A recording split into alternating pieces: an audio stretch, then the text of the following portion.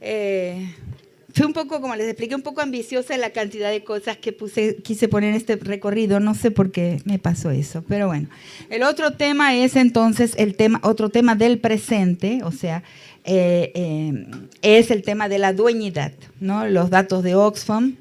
Y eso es para mí uno de los más importantes descubrimientos que hice en el último año, porque siempre recibimos las personas en las listas el dato de Oxfam, ¿no? Viene una vez por año y vienen varias notas periodísticas que dice tantas personas son dueñas de la misma cantidad de riqueza que la mitad de la población mundial. Pero se me dio por ir y mirar la curva, o sea, el ritmo. Y cuando vi el ritmo, casi me desmayo, fue alucinante porque cuando comenzó en 2010, Oxfam sacó, porque analiza los bancos suizos, porque analiza los offshores, como Panamá, por ejemplo, los paraísos fiscales, o sea, para dónde va el dinero de los ricos. Entonces, el primer año habla de 288 personas, tenía una riqueza igual a la mitad de la población del mundo, ¿no? En 2016, cuando llega la nota, es 62, o sea, en 5 años fue de 288 a 62. Y a principio de este año sacó fuera de época una nota que atravesó el mundo diciendo, nos equivocamos. Ahora, en febrero de 2017 son 8 personas dueñas de una riqueza igual a la mitad de la población del mundo. Eso quiere decir que, en mi lectura, y creo que eso es lo que muestra lo que está pasando en el momento con ese brote de soberanías jurisdiccionales, de pobres gatos rotosos, pero claro, hombres que no pueden, digamos, expresar su potencia ni constituir su potencia frente a un robo de control de la vida como es el del proceso acelerado de la concentración de riqueza. Y no solo eso, sino que estos concentradores de riquezas son hoy los gobiernos, o sea, no es más la mediación que va del agente de Estado en gobierno, representado, o sea, intermediado por un representante elegido por las urnas, hoy está inclusive entrando en falencia, porque si ustedes ven, posiblemente a partir del segundo Bush, claramente los dueños del dinero son también los gobernantes, eso no es poca cosa. Ahí se perdió una mediación que por lo menos era un disimulo, un esfuerzo por guardar una apariencia. Ese esfuerzo por guardar esa apariencia se ha perdido muy recientemente. Entonces, hay no existe institución que pueda poner coto a una concentración de tal magnitud de la riqueza. Eso es poder, el poder de compra que sucede ahí, que ocurre, que se da ahí, que resulta de esa concentración, es necesariamente un poder de vida y de muerte de personas y del planeta. Entonces, yo creo que eso irrumpe en la psique colectiva, eso irrumpe como una anomia. Estamos frente a una época de anomia, o sea, y de refeudalización, ¿no? Hay muchos indicios y otros autores han hablado de una refeudalización, pero con una diferencia central con relación al periodo feudal anterior, de los señores, del señorío, de los dueños de la vida y de la muerte, que es que este momento de refeudalización de los grandes señores, del mundo de patrones, y que patrones que son al mismo tiempo que los dueños, son también los políticos. Ellos, los espacios libres, los espacios comunes son muchísimo menores y la garra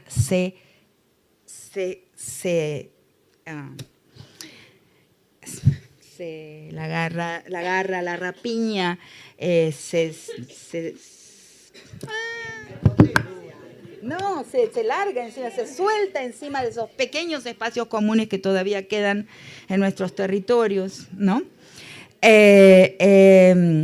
Y sin coto, o sea, sin límites. Hay como una falencia de la ficción institucional y también una falencia de la ficción estatal que yo creo, por lo menos en mi percepción, está volviéndose evidente. Otro tema que constituye ese caldo de cultivo, esa realidad en la que se sueltan irrupciones de de apropiación, apropiadoras, ¿no? Como si no existiera la ley, ¿no? Y que constituyen, yo pienso, un síntoma, ¿no? de esta situación, de este contexto anómico. Es que vemos, y ahí lo podemos conversar más, el fin de la agenda multiculturalista. O sea, el fin de lo políticamente correcto. Hay varios indicios que la agenda hoy no se dirige más como se dirigía en los años siguientes a la caída del muro de Berlín. Cuando cae el muro de Berlín hay un cambio del paradigma político, o sea, una política que era una política antisistémica, ¿no? de querer desmontar el sistema, se transforma en una política eminentemente sistémica, de inclusión. Todo el discurso de los derechos humanos tiene en su fondo la cuestión de la inclusión. Y es una inclusión al sistema, al mercado, al trabajo, a la educación. O sea, el cambio de paradigma fue rapidísimo y fue enorme, fue radical, ¿no? Y entonces en ese primer periodo después de la caída del muro de Berlín, que eso es lo que trato en mi libro La Nación y sus otros, esa política prosistémica inclusivista de los derechos humanos intentó controlar la relación Estado en corporaciones, centrado Estado en empresas, como un cinturón de custodia del Estado para que las empresas no irrumpieran y entraran y se confundieran con el Estado. Yo creo que esa lucha está bastante, en momento crítico, vamos a decir, para no decir que está perdida, pero que está en un momento crítico. Entonces, ese fin de la agenda, y ahí hay un momento muy reciente en que la agenda deja de ser multiculturalista, deja de endosar el políticamente correcto. En el periodo anterior, en la salida del muro de Berlín, la salida fue por lo políticamente, pero sin agredir al capital. Aparecieron las Condoleezza Rice, aparecieron los Colin Powell, apareció Obama, aparecieron una serie de élites minoritarias, o sea, las minorías de poder económico y de poder político dentro de cada identidad política, racial, étnica, de las mujeres. Nosotras mismas aparecimos ahí como una élite clarificada y profesional dentro de las mujeres, y otras tantas y miles de millones quedaron, y de los negros también. No es una idea mía, ¿no? Un pensador negro... Ay, no tomé la ginkgo biloba.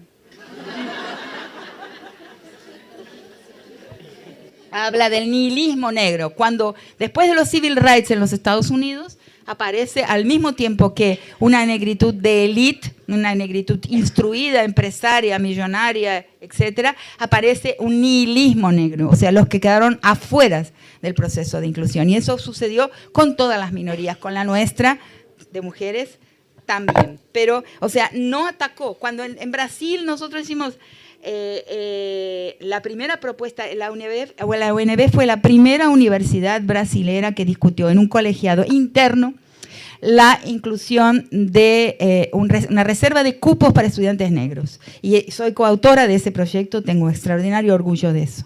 Porque las que aplicaron antes una ley de cuotas bajaron de sus parlamentos estaduales, de la Cámara Legislativa de Río de Janeiro, de la Cámara Legislativa del Estado de Bahía, bajaron, pero no fueron debates internos de la universidad. Cuando finalmente, después de años de lucha, llegamos a la deliberación del colegiado de nuestra universidad, y que adoptó la ley de cuotas con la mayor parte de los profesores contra, en fuero interno contra, fuero público no, fuera indefendible, o sea, a favor, igual que la Corte Suprema, fuero interno contra y fuero público a favor, porque hay una diferencia entre el fuero interno y el fuero público, de cada persona, de cada votante. Cuando pasa eso y llegamos de una deliberación de una tarde, 5 horas y media, si ganaba el proyecto de cuotas en la UNB, en mi universidad, o no ganaba, llegar a mi casa, lo primero que sucedió es que llamó el teléfono. Y era un empresario de la Kellogg. Juro por Dios. Lo debería haber grabado, pero me tomó tan de sorpresa que no lo grabamos. Pero ese empresario decía, acabamos de saber que ustedes en una universidad federal acaban de votar las cuotas para estudiantes negros. Queremos ofrecer 14 becas para estudiar, ¿qué? administración de empresas en la Notre Dame University, que es la... Entonces, ven ahí que una parte de la inclusión es una agenda del capitalismo, otras es una agenda ligada a la igualdad, al socialismo, y hay otras agendas. Hay 5 agendas diferentes vinculadas a la inclusión. No todas, no, están lejos de ser todas de izquierda. ¿Sí? Entonces, el multiculturalismo, un tipo de multiculturalismo no agredía al capital. Podía ser una de las formas en que se manifestaba el proyecto histórico del capital. Pero ¿por qué lo abandonaron ahora? ¿Por qué hoy es evidente las señales de el abandono de ese proyecto, no solamente en nuestros países, pero si uno ve la escena, la fotografía de la escena doméstica presidencial, de Trump a Macri, Trump, Temer, Macri y otros también, Rajoy, ¿no? Por ahí, la fotografía de esa escena doméstica vuelve a un momento anterior al de lo políticamente correcto y muestra a la mujer como un ornamento. O sea, la mujer una percha donde se cuelga un vestido, como un perro faldero, como un caniche. Eso es un retorno, es una vuelta atrás. ¿Qué puso en peligro el multiculturalismo como agenda? ¿Qué hizo peligrar? Que los que planean la historia para nosotros tuvieron que dar vuelta atrás, volver atrás. ¿Qué es lo que peligró? Bueno, no lo podemos saber porque, como anticipé, el poder no es observable.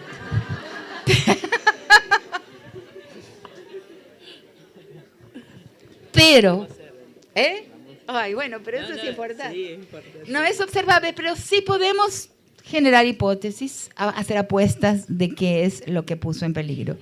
Y esa apuesta es que retirar la subordinación de la mujer del papel que ella cumple de, ¿cómo le dije? Piedra, ¿con quién conversa? De piedra angular, de un edificio de poderes. O sea, muchas veces me pregunté, y en algunos textos, para Mugarik Gabe, por ejemplo, una de los textos que elaboré para Mugarik, dije, parecería ser que la cuestión de la mujer, porque sería tan fácil cerrar todos los burdeles. Todo el mundo sabe dónde están los burdeles de la trata, en los costados de las rutas, en los pequeños pueblos. Sería fácil, o sea, ¿qué pasaría si se cierran?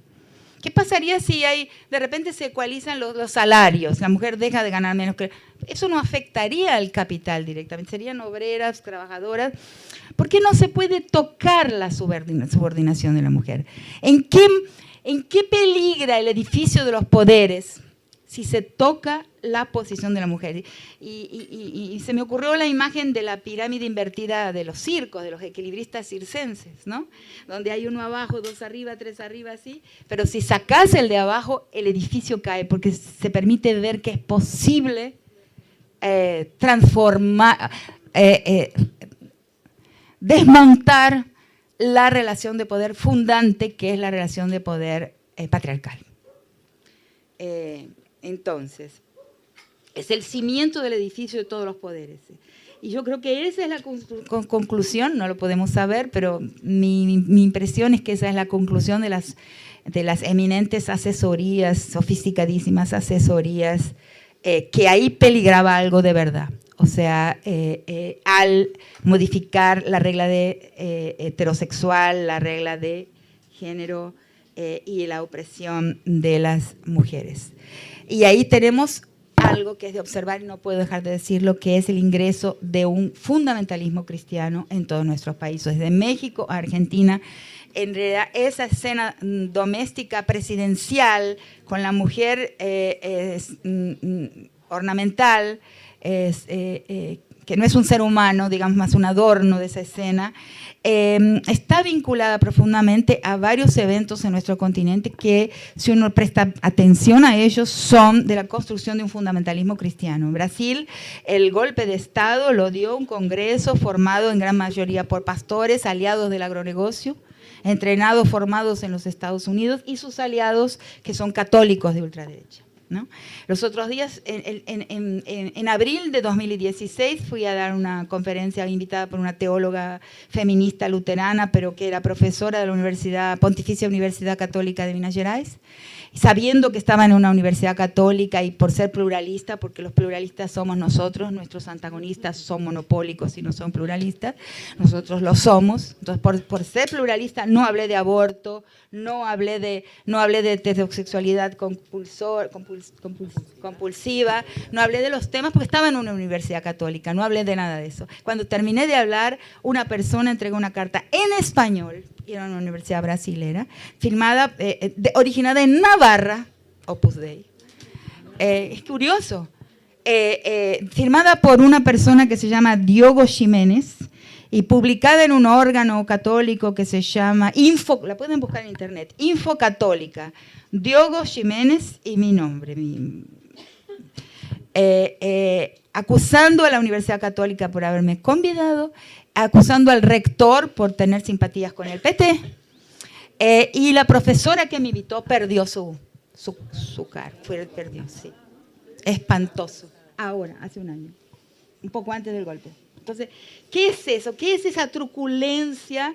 ¿Qué es la truculencia? Uno escucha en las calles, eso en Argentina, por ejemplo, después del asesinato del feminicidio de Micaela, las chicas en las calles, en la Plaza de Mayo, el discurso del miedo, no, pero sí no puedo salir. Un periodista diciendo, pero sale con la pollera demasiado corta, o andan solas. Ese estado de sitio que estamos viviendo las mujeres, que es un estado de miedo. Voy a volver atrás. ¿Cuándo ocurrió eso de la Pontificia Universidad Católica de Minas, en Belo Horizonte? Volví a mi clase en Brasilia y empecé a contar a los estudiantes, mostré los documentos, los discutimos y de repente cuando estaba hablando, lo que dice el documento, yo te lo voy a pasar y vos divulgalo, es impresionante, ¿no? Un perfil del pensamiento feminista hoy. Y sale de Navarra, fue escrito en Zaragoza. O sea, ¿cómo se llama? Pamplona. Bueno, entonces, cuando estábamos discutiendo, dijo, ¿pero a qué se parece eso que estamos hablando? ¿A qué se parece lo que estamos viviendo, ese fundamentalismo cristiano, ese traer unas pautas que no eran de las formas de los cristianismos latinoamericanos, ¿no? No, se parece al fundamentalismo islámico, que destruyó un mundo, ¿no? O sea, que fue, de nuevo, el caldo de cultivo de un mundo que está en añicos. Yo no sé, yo lo veo así, yo lo veo como una agenda, porque si vemos las marchas por la familia en México, luego vemos el golpe de Estado en Brasil hecho por pastores, luego vemos una cantidad donde estuve en Lima, en Perú, fueron a hablar dos activistas críticos hace muy poco, el mes pasado, de la ideología de género, toda la idea de la acusación de la ideología de género como si género no fuera una categoría analítica. Género es una categoría analítica de las ciencias humanas y sexuales que sirve para analizar las diferencias de la construcción de lo que es un hombre y una mujer en las diferentes sociedades. No es una ideología, entonces la formulación de eso como una ideología y la idea de una ideología de género como una categoría de acusación. La ley en Brasil de la escuela sin partido, que es una ley que ahora fue la Suprema Corte, creo que ya decretó como anticonstitucional, pero sería mayoritaria en el Congreso, y según esa ley, el maestro que llevara uno de los párrafos únicos de la ley, en la última mitad decía que el maestro que hablara de la construcción de un género que fuera desasociada al organismo, al cuerpo, podría ser procesado, llevado a la justicia. Y eso había que pegarlo en afiches, escrito en letras que decía hasta el tamaño de la letra y dónde debería ser puesto en las paredes para que los alumnos pudieran ver eso y acusar al maestro que les hablara de un cuerpo que no obedeciera al yeso orgánico, o sea, la determinación biológica. Entonces, todo eso está pasando y eso es la instalación de un fundamentalismo entre nosotros, y fundamentalismo y guerra tienen intensa afinidad, son muy funcionales, y creo que debemos prestar mucha atención. Entonces voy a dejar por acá, tenía otras cosas, pero las dejo. Sí. Okay.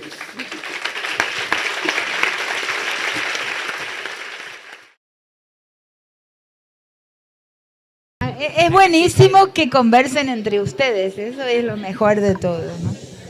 A mí me parece que es lo mejor. Bueno, son muchísimas preguntas, voy a ser breve y voy a contestarlas desde lo que ya conseguí pensar. La primera que llegó es esta, si podría ampliar el concepto de guerra feminizada, y realmente es un poco hablar de la guerra lo que me faltó, lo que dejé fuera de la exposición, así que le agradezco. No, la guerra feminizada responde a este cambio de la guerra, que muchos autores, por ejemplo, una autora inglesa que se llama Mary Kaldor, ella habla sobre las guerras, hay varios europeos, esta inglesa y otros alemanes y un italiano que yo cito en mi texto, Las nuevas formas de la guerra y el cuerpo de las mujeres, que está en el libro de Traficantes de Sueños, que hablan de la guerra feminizada en sus análisis para Medio Oriente, o sea, hablan de la guerra de profanación, o sea, lo que para desconstruir, para romper una comunidad, para romper un tejido comunitario, para desarmar un sentimiento de colectividad, se agrede a aquellos pilares como son las mujeres, los sabios y los templos, se los profana.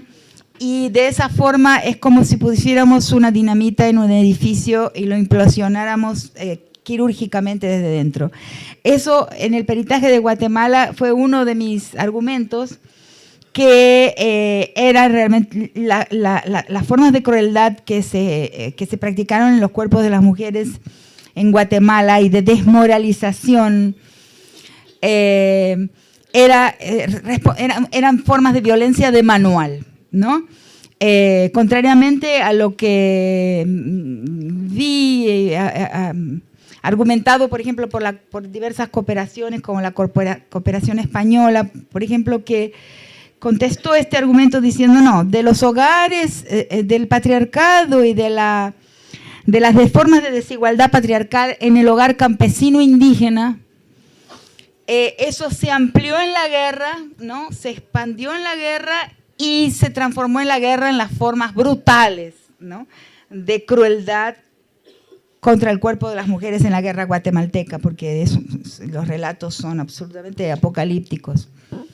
Y mi posición no es esa, mi posición es que no se expandió de los hogares hasta la guerra, sino que fue una violencia de manual, porque inclusive encontramos en los manuales donde dice aquellos soldados que tengan escrúpulos con relación al cuerpo de las mujeres y los niños deben ser entrenados para que pierdan esos escrúpulos, ¿no? En mi peritaje lo cito, y lo cito de una autora guatemalteca que se llama Lili Muñoz, en fin, está en el bueno, pero digamos, los manuales de la guerra hablan de este entrenamiento. Por ejemplo, las sociedades islámicas son tremendamente patriarcales, pero no son feminicidas violadoras en el sentido de este feminicidio genocida, es decir, femigenocidio que es llamado, que vemos en las guerras mafiosas, en las guerras de ese paraestado que está tomando, que se está inflando en nuestras sociedades, que son guerras o represivas, de paraestados represivos o de agentes estatales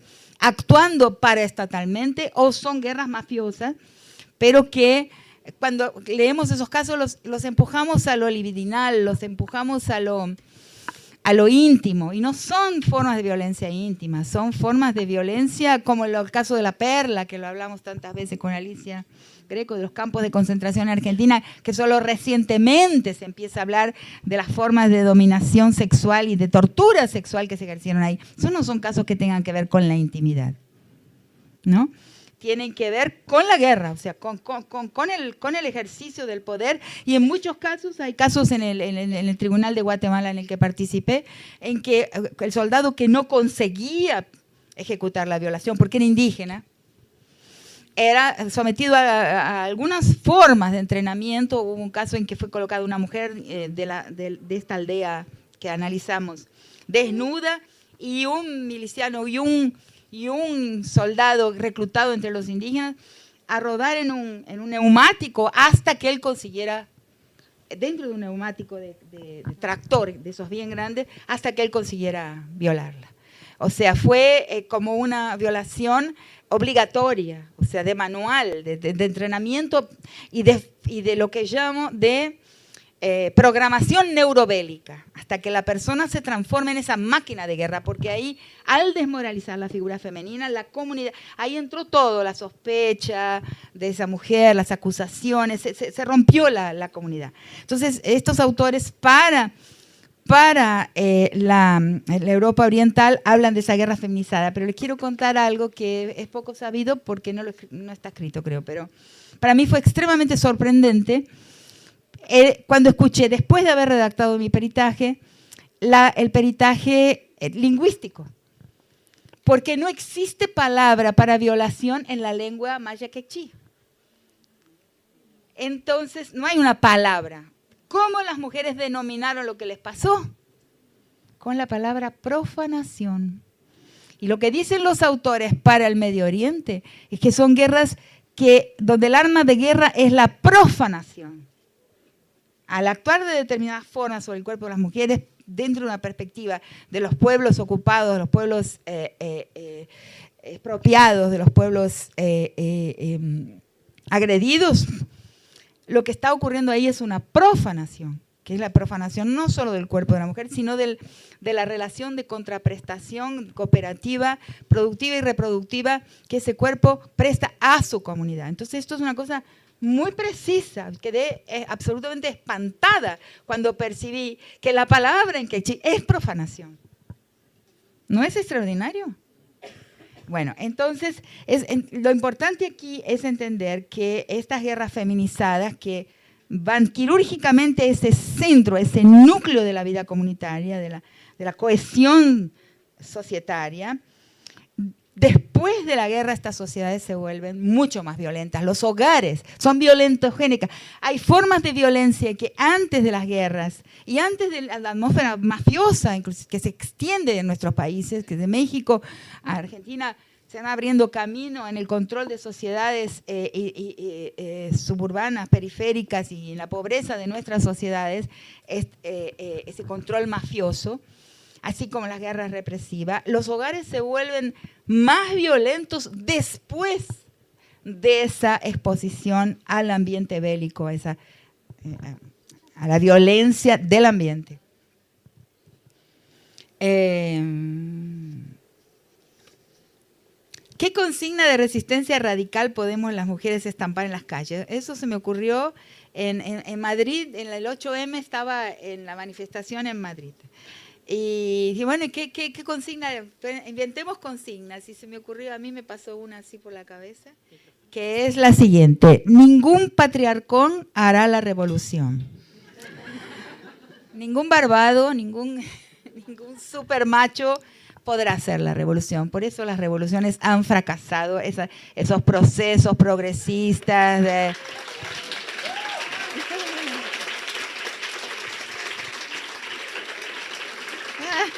¿Es verdad?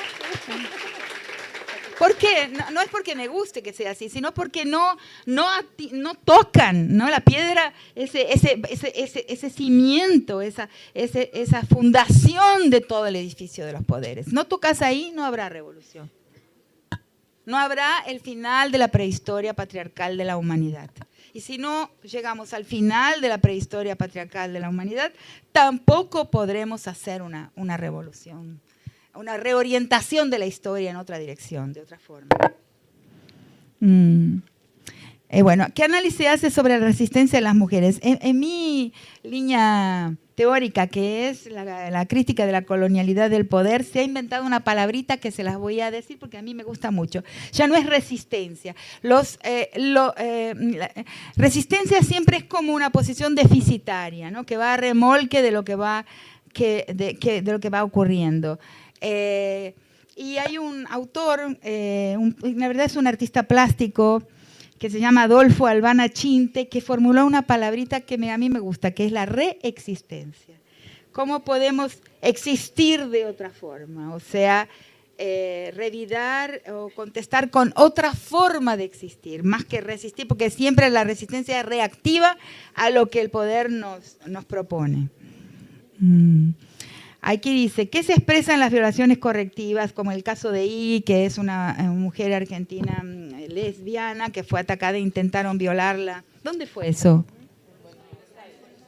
Intentaron violarla a varios hombres y ella se defendió a cuchillo y está presa hasta hoy. Iggy. Claro, se expresa un Estado, unos jueces, unos operadores del derecho que o no quieren tener una visión de género, o simplemente no tienen el menor respeto por los avances de la reflexión en nuestro campo, ¿no? Que es lo que no tienen la menor curiosidad por saber cómo otros campos mucho más interesantes que el derecho, porque están abiertos, porque no tienen que ceñirse a la tipificación de delitos, ¿no? que están una reflexión libre y abierta sobre lo que nos está pasando, nada se enteran sobre eso y no consiguen pensar, no consiguen tener un biais de género en sus veredictos, en sus comprensiones, porque está presa todavía por haberse defendido. No hay una comprensión de la defensa, ¿cómo se llama esto? La autodefensa en los crímenes de género, lo cual muestra el carácter limitado de la visión de la justicia. Pero ahí les quiero contar, para que se rían un poco más, ¿no? Pues ya me estoy volviendo un poco un comediante últimamente yo, ¿no? Pero les voy a contar un caso que hoy le quería contar a Teresa y no dio el tiempo, que es el caso de... ¿Dónde está Teresa? Que es el caso de una... que pasó hace algunos años... Cuando vine a Córdoba hace un mes más o menos para estar junto a las socorristas, que son socorristas que ayudan a abortar, ¿no? A mujeres que necesitan abortar en todo el país, en algunos países limítrofes también, las socorristas. Y hay militantes feministas importantísimas ahí, y una de las chicas me preguntó qué pienso yo sobre una guerra de guerrilla de las mujeres, o sea, de contestar con la misma violencia. Claro, es una pregunta, no, dije, de ninguna manera podemos utilizar los mismos medios que nuestros opresores, si no estaríamos simplemente replicándolos, ¿no? Pero, okay, eso es lo que pienso, pero conozco un caso que vale la pena contarlo porque es un caso extraordinario, que justamente pasó con una feminista, con Lourdes, en Brasilia, una persona muy importante dentro del feminismo de Brasil, que fue inclusive viceministra de la Secretaría de Género, pero hace varios años atrás, es la persona que trabajaba en su casa. Venía siempre con moretones, el marido la golpeaba. Entonces yo siempre le preguntaba, ¿cómo está fulana? Uy, vos sabés, siempre con eso, tuvo que faltar porque la golpeó y todo. Y un día le pregunté, ¿cómo está fulana? Dice, bueno, está en el hospital, vos no sabés lo que pasó, el marido está en la terapia intensiva y ella está allá por un mes cuidándolo, porque está muy grave entre la vida y la muerte. Ah, le digo, sí, porque mira, dice, bueno, en portugués, ¿no? Porque dice, porque ella estaba en la cocina descamando pescado con la pelleira y llegó el marido borracho, ¿no? Ebrio, y ya llegó a la cocina con la mano levantada para pegarle. Ella se dio vuelta y le atravesó el estómago, desde la costilla hasta salió por la espalda la punta. Le atravesó el riñón, no sé, fue un desastre, casi murió. Ay, qué bárbaro, bueno. Pasan 3 meses, ¿no? ¿Y cómo está? Siempre me preguntaba, no sabes, dice, feliz. Es verdad, es un caso, la que vos, Betania, preguntarle a Luis, porque es extraordinario. Dice que él cambió de personalidad. Cambió, dice, está una seda, le consulta todo, le pregunta todo.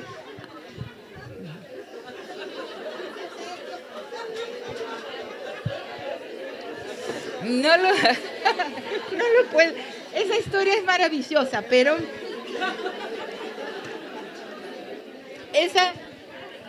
no todo tiene que, eso es la política de las mujeres, no todos tienen que transformarse en ley, ¿no?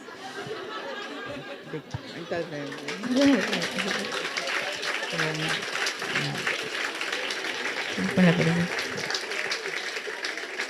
qué cómico. Hay que divertirse un poco. Bueno, ¿cómo vincula la penalización del aborto y ese afán de control de las mujeres? Claro, este es el tema. Dos cosas, ¿no? Imitamos a Europa en todo, somos eurocéntricos en todo, pero en lo que tendríamos que imitarnos, que es, ¿por qué no, no? Ahí está la pregunta. ¿Por qué en lo que deberíamos imitar Europa, que es la despenalización del aborto, ahí no imitamos, ¿no? Qué pregunta, ¿no? Yo creo que la prohibición de aborto es una violación, no solo es una forma de violencia contra las mujeres, sino que es una violación. Porque obligar a alguien a tener dentro de su cuerpo un pedazo de carne, o sea, un fragmento orgánico, que no desea tener dentro de su cuerpo, es igual a una violación, es idéntico. Es físicamente lo mismo, cargar adentro un organismo no deseado. Es exactamente lo mismo que una violación. Solo que es la peor de todas las violaciones, porque es una violación de Estado, es un Estado violador. Entonces, eso es lo que pienso del aborto. No me aplaudan más que el violador. No. Si vuelven a aplaudir, me levanto y me voy. No me gusta, basta. Entonces, podría mejor el funcionamiento de la idea del espejo de la bruja mala, claro, no es de la bruja mala, es de la reina mala, ¿no? Bueno, es bruja también, ¿no? Sí. Bueno, justamente en Córdoba, en el segundo volumen de los cuadernos de Barsatsky, de ADIUC, la Asociación de Docentes e Investigadores de Córdoba, ADIUC, publicó un texto escrito a 4 manos con una amiga mía, Paulina Álvarez, que es de Río Cuarto, y yo escribimos un que se llama Frente al espejo de la reina mala. Entonces está ahí en ADIUC, que es una publicación, debe estar en internet también. Yo creo que lo primero que la colonización nos retiró es el espejo. Por eso, por ejemplo, entre otras cosas, no sabemos quién somos. Por ejemplo, no sabemos que cualquiera de nosotros, por más clarito que sea, o por más que tengamos padres nacidos en Europa, cuando vamos a París somos todos Fanon, somos todos no blancos. O sea, eso no lo podemos ver porque lo primero que nos robaron fue el espejo. O sea, de quién somos, de qué paisaje nos impregna, de cómo es nuestra corporalidad. No es solo el color, no es solo el pelo, es nuestro cuerpo entero, cómo habla, cómo piensa. Yo por lo menos pienso que mi corporalidad, ahora que estoy hablando, no tiene nada que ver con el cuerpo de un catedrático en Europa, ¿no? Esa risa, por ejemplo, la posibilidad de reírnos juntos, esa proximidad, esa insurgencia en la misma manera de enseñar durante tantos años que enseñé y de hablar, no es blanca, no importa dónde nacieron mis padres. Entonces, eso es el espejo, recolocar el espejo en su lugar, ¿no? Uy, habría muchísimas más historias para contar sobre eso, el papel del espejo que nos da la brújula para el camino de vuelta a los linajes repudiados, de las sangres repudiadas, ¿no?, que tenemos adentro. Yo tengo una alumna abogada en el programa de Derechos Humanos en Brasilia, que vino y me dijo, profesora, yo quiero escribir sobre mi abuela. Ay, le digo, pero sobre tu abuela en una disertación de Derechos Humanos. Sí, me dice, porque pasa lo siguiente. En mi familia todo el mundo habla todo el tiempo del abuelo portugués, porque mi abuelo portugués, en Brasil eso es muy por mi abuelo portugués, pero la mujer de ese abuelo, mi abuela que murió cuando yo era chiquita, dice, nadie habla de ella, jamás, nunca su nombre ni su persona, nada se cuenta sobre ella, solo sé una cosa, solo sé 2 cosas. Una, que cuando iba a dar a luz, cuando iba a tener un bebé, se encerraba sola en su dormitorio, no dejaba a nadie entrar y daba luz sola. Claro, el parto de cuclillas. Bueno, y la otra cosa que sé, dice, es que todos mis hermanos son rubios y yo soy igual a ella. el espejo. Alguien que tuvo la inteligencia de saber mirar el espejo. Bueno, le dije, entonces vamos a escribir una disertación que se llame así. El derecho humano a la memoria de los linajes no blancos en la familia brasilera. Porque están sepultados, están soterrados. Y aprendí mucho con esa. Ahí el espejo funcionó, ¿no? Tiene que funcionar. Tenemos que recuperar el espejo que la colonialidad nos robó. ¿Qué hay en la lógica? No, prohibido. ¿Qué hay en la lógica femenina que molesta al poder? Muchísimas cosas, pero que no tienen retórica de valor. El otro tema, además de recuperar el espejo, es colocar retórica de valor a cosas que están ahí, que están en nuestras prácticas, pero que no tienen un vocabulario de valor. No tenemos palabras para nombrarlas. Las formas de felicidad femenina, que existen, pero no tenemos cómo llamarlas. Las tecnologías de socialidad. La facilidad, una serie de inmediatez, ¿no? El feminismo no es utópico, el femenino no es utópico, es tópico, ¿no? No es principista, es pragmático, ¿no? Hay varias características que todos están entre nosotros, inclusive en las ciudades todos, pero no tienen nombre, porque los nombres son poderosos. Y el papel de las personas que estamos en la universidad y que trabajamos con las palabras es ofrecer nombres y retóricas de valor a lo que queremos defender.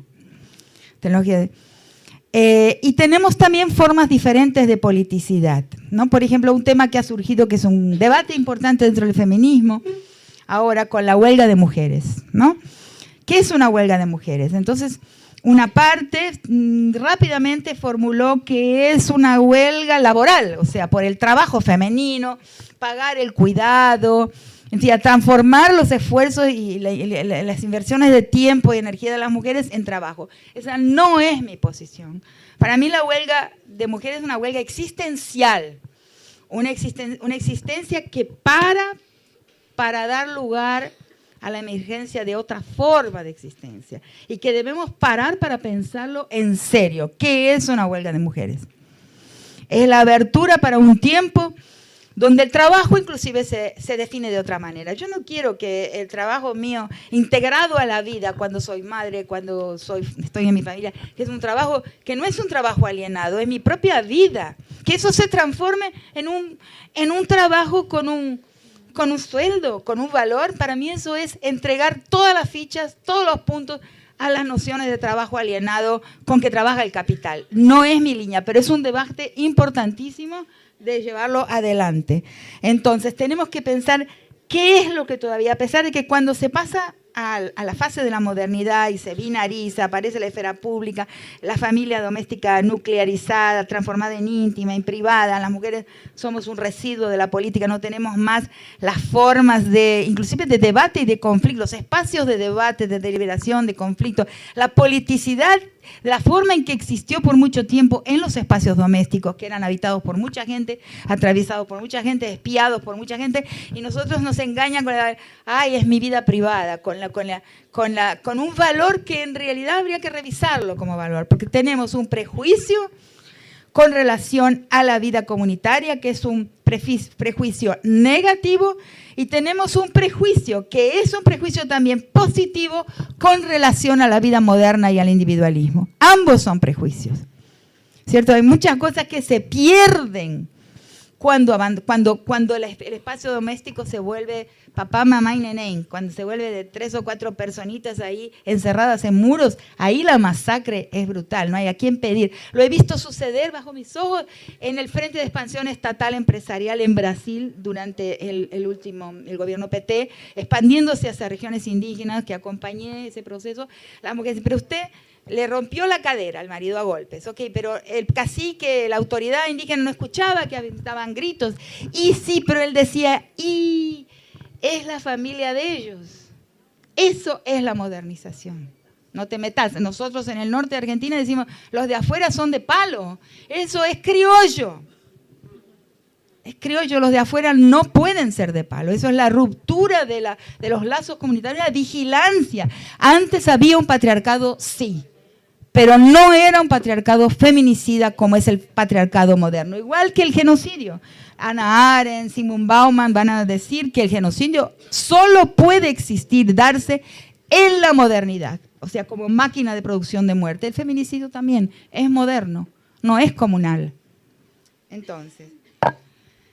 Entonces, las mujeres tenemos, ¿sí?, unas políticas, formas que se perdieron. Cuando se despolitiza el espacio doméstico, ahí se pierden formas de politicidad que son de la historia de las mujeres. No estoy hablando del esencialismo, porque Margaret Thatcher era aparentemente una mujer también, pero se comportó, cerró todas las creyes, demandó a las mujeres a la casa.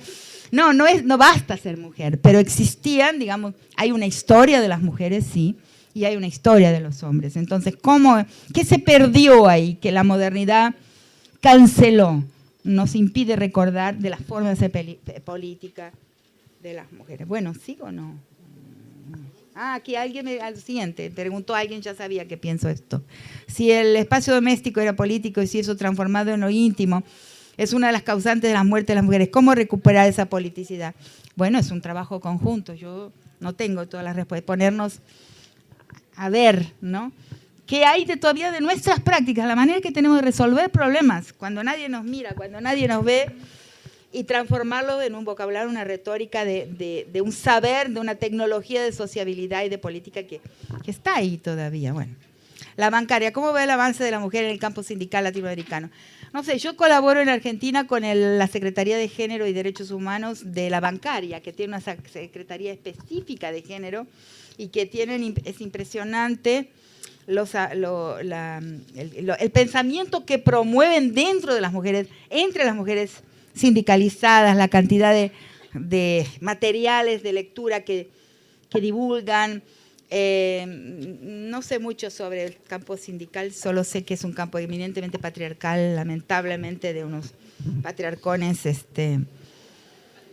horrorosos, pero bueno, no, ya que se están cayendo las ficciones institucionales y estatales, y el Estado tiene el ADN patriarcal, ¿no constituye esto una oportunidad de retomar posiciones totalmente antisistémicas? Yo no pienso no pienso así. Pienso que el camino es anfibio. Pienso que fue un error muy grande en el feminismo salir de la calle, salir de la vida y colocar todas nuestras fichas en el campo, en los avances del campo estatal, que no hay que abandonar, pero que hay que ver como uno de los espacios, como uno de los frentes. Pero hemos abandonado mucho el otro frente, que es el frente de retejer comunidad, reclamar del Estado que proteja la vida comunitaria, que devuelva comunidad. Ni en Bolivia el Estado ha conseguido hacer eso. El Estado no consigue devolver tejido comunitario, ayudar y solo el tejido comunitario consigue mismo la proximidad vigilante frente a las personas. Claro, hoy en día atravesado por el discurso de los derechos humanos, atravesado en otra fase histórica, atravesado por los discursos de la igualdad, naturalmente. Bueno, no puedo extenderme mucho más. Sí, el mundo universitario, ese es un problema serísimo. En varios países que he estado recientemente, las mujeres que estudian violencia están con proyectos recién formulados para estudiar violencia sexual en las universidades. El caso de Brasil, que conozco mejor, es un caso. En mi universidad fue asesinada en 2016 una muchacha en el laboratorio de biología. Otra se suicidó por acoso y la razón fue que fue acosada durante todo su curso universitario de derecho, donde las leyes deberían ser bien conocidas. Y cuando fue a buscar trabajo después de recibida, encontró de nuevo el obstáculo de ese mismo profesor, agarró su coche, se fue a un parque nacional y se mató. Y dejó una carta diciendo que no soportaba más, que se había decepcionado con la vida. Pues no solo por no soportar, sino por la decepción con la vida. Y entonces en las universidades, en San Pablo está habiendo violaciones en el curso de medicina, los profesores estimulando a los alumnos a ser más machos que nunca y violar a las mujeres. Se están utilizando lo que se llama en Brasil los trotes, que son, ¿cómo es cuando alguien los primerizos, los que entran? La adelantada serían las inauguraciones. Sí, los que recién ingresados, hay hay casos de violación aberrantes, entonces yo creo que ninguna medida se puede tomar sin entender. ¿Por qué? Porque hay sujetos poderosos, como son los sujetos que entran en las universidades, que tienen la chance de volverse médicos, profesionales o licenciados, porque están partiendo también para el camino de la bestialidad, ¿no? Hay que pensar más para intentar entender el presente.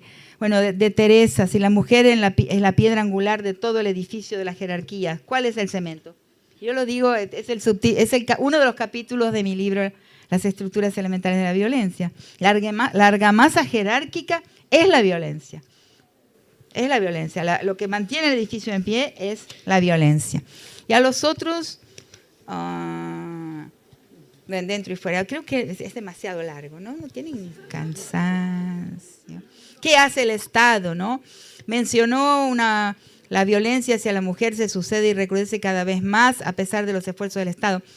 El Estado, las leyes son discursos eficientes. Si la ley no alcanza una eficacia de convencimiento, o sea, una eficacia persuasiva y disuasiva, la ley, por más ley y penas que hayan, no alcanza una eficacia material. Antes que la eficacia material, la ley necesita convencer. Por eso el aborto. Por eso se comete casi un aborto por cada nacimiento. Porque la ley no convence a nadie, ni a los sobrinos de los obispos. O sea, no es una ley convincente de que un poco de células son una persona sin autonomía. Entonces, en la eficacia discursiva, el Estado al producir discursos jurídicos, discursos en políticas públicas, va señalizando a la sociedad lo que es bueno y lo que es malo, pero necesita haber ese nexo de atravesamiento de la sociedad por esos discursos para que pueda haber persuasión, para que pueda haber disuasión, para que la gente... Eso es lo que está faltando. Lo que está faltando es una relación entre el campo profesional, ¿no?, del activismo profesional actuando en los estados y la gente común. No hay ese nexo y los medios naturalmente contribuyen muy, muy poco. Lo dijo acá, ¿no? Bueno, no.